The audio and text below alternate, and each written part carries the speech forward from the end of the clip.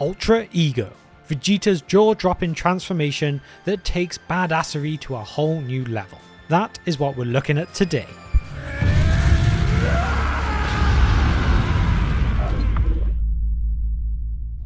So what is the big deal with Ultra Ego? Imagine having a power so wild it literally feeds off your fighting spirit, making you stronger with every hit that you take. Sounds like something out of a Saiyan's wildest dreams, right? Well, that is Ultra Ego for you, and guess who's showing us how it's done? It's no surprise to guess that it is the prince of all Saiyans himself, Vegeta. This transformation is not about getting a new look or a power boost, it's about embracing your inner warrior, your Ultra Ego if you will. And today we're going to break down everything that you need to know about it, how it works, what it looks like, and just why it is a bit of a game changer in Dragon Ball Super. So if you're ready to dive into the secrets of Ultra Ego and find out what makes Vegeta's latest form so unique, stick around because this video is going to cover it all for you. And hey, if you like Dragon Ball as much as I do here, please don't forget to hit the like button on the video, subscribe to the channel, do all the great stuff. But now, let's get started. Alright, so how did Ultra Ego come to be? Well, Toyotaro, the artist behind the magic of Dragon Ball Super, came up with an idea, and, well, Toriyama gave it the green light. It was as simple as that, and Ultra Ego was born. But what about the name? It's got a cool ring to it, right? And it is designed to be the flip side of Ultra Instinct. While Ultra Instinct is all about being calm and in control, Ultra Ego is like its wild cousin who loves to party hard. It's pure Vegeta style. Bold, brash, and unapologetically powerful. And here's a fun fact for you. Vegeta's Ultra Ego look is inspired by none other than Beerus, the god of destruction. Toyotaro thought, if we're gonna do this, we're gonna go all out. So he modelled Vegeta's new form after the Destroyer himself. Talk about setting the bar high and potentially giving you a glimpse into what the future may hold for Vegeta. But it's not just about looking cool. Ultra Ego and Ultra Instinct are like yin and yang, opposite but complementary. One's about mastering self-control, and the other, embracing your instincts and letting loose. That's what makes Ultra Ego so fascinating. It's a whole new way of fighting tailored just for Vegeta. So yeah, Ultra Ego isn't just another power-up, it is a statement, a declaration of Vegeta's fighting spirit and his journey as a warrior. That's pretty epic, right? But what about its look? Because let's be honest, in Dragon Ball, style is almost as important as strength. When Vegeta goes Ultra Ego, he doesn't just get stronger, he gets a makeover that would make any Saiyan jealous. First up, there's the hair. Of course, it changes colour and turns into a wicked shade of Tyrian purple, making it clear this isn't really just your everyday power-up. And those eyes? They shift to a fierce magenta, kind of like he's peering into your soul, ready for battle. But it's not just about colours. His muscles bulk up, adding that extra intimidation factor. And then there's the aura, this flaming purple vibe that screams, you better back off or I'll finish you. Ultra Ego doesn't just change Vegeta's looks though, it changes the air around him. It's like he's not just a warrior, he is a force of nature, ready to unleash destruction. Talk about making an entrance. Moving on to the real meat of Ultra Ego is its power. This isn't just any transformation like I said, it's like Vegeta found a cheat code to unlimited strength. The more he fights, the stronger he gets. And get this, the more he gets hit, the more powerful his comebacks are. Vegeta basically turns every battle into a power obsession. Unlike Ultra Instinct, which dodges and weaves, Ultra Ego stands tall, takes the hits and says, is that all you've got? It's all about embracing that Saiyan love for battle, pushing limits, and turning pain into gain. But here's the kicker, Vegeta's not just brawling, he's using something called the power of destruction. We're talking about god-level destruction power here. This means that his attacks aren't just strong, they obliterate your entire existence strong. Yet, with great power comes great... well, you know that. Vegeta needs to keep that ego in check. Dive too deep into the thrill of the fight and he could take a hit too many. It's a fine line between dominating the battlefield and getting carried away. Now that we've seen what Ultra Ego brings to the table, let's stack it up against some of the other heavyweight transformations in the Dragon Ball universe. It's no secret that our beloved series is no stranger to epic power-ups, but how does Ultra Ego truly measure up? First, there is the most direct comparison, Ultra Instinct.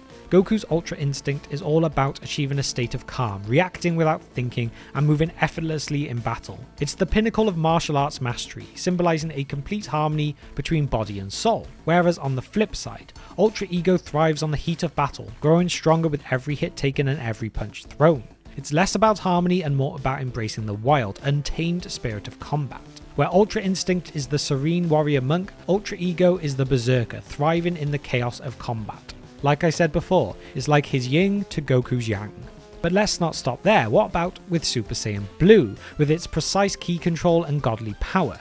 While Super Saiyan Blue represents a mastery over Super Saiyan God's power, Ultra Ego is about unleashing and amplifying one's inherent destructive capabilities. It's a more raw and primal form, showcasing a different aspect of divine power. And what about the legendary Super Saiyan 4, famously used by Broly? This form is all about raw, overwhelming power, with the user often losing control to their rage. Ultra Ego, while also increasing in power with battle, requires a certain level of control and acceptance of one's ego, making it a transformation that balances raw power with the user's battle intellect. Comparing Ultra Ego to these transformations highlights a few things. Firstly, it underscores Vegeta's unique path to power, distinct from Goku's pursuit of calm and mastery. Secondly, it shows the diversity of power sources in the Dragon Ball universe: ki control, divine energy, instinctual fighting, and now ego and destruction. Each transformation has its strategic advantages, such as Ultra Instinct's unmatched defense and Ultra Ego's limitless offensive potential, but they also carry their own risks and drawbacks. In essence, Ultra Ego adds a rich layer to the complex list of transformations in Dragon Ball. It's a reminder that there's always more than one path to the summit of power, and sometimes embracing one's true nature, flaws and all, is the key to unlocking unimaginable strength. But of course, before thinking Ultra Ego is invincible, and we have touched on it, let's talk a little bit more about its Achilles heel. Yes, getting stronger with every hit sounds like a dream come true, but there is that catch. If Vegeta gets too caught up in the heat of battle, enjoying the fight a little too much, he might take one too many hits. It's like playing with fire and forgetting you can actually get burnt. Think of it this way, Ultra Ego is a double-edged sword. On one side you have this incredible power that grows with every punch you take, but on the other side, there's the risk of taking so much damage that you cannot fight anymore. And let's not forget, if Vegeta's opponent lands a seriously heavy blow, it could spell trouble no matter how much he's powered up. So while Ultra Ego is all about unleashing your full potential by embracing your battle spirit, it also requires a bit of strategic thinking. Knowing when to push and when to pull back is key. After all, what's the use of all that power if you're too beaten down to stand? So with all that, what does Ultra Ego really mean for Vegeta and the Dragon Ball Super universe? After all, it isn't just a cool trick in Vegeta's bag, it's a major milestone in his evolution as a character. Ultra Ego represents Vegeta's relentless pursuit of power, but on his own terms. He's not just chasing Goku. He doesn't need to follow Goku's path anymore, he can carve his own. This transformation is more than just power.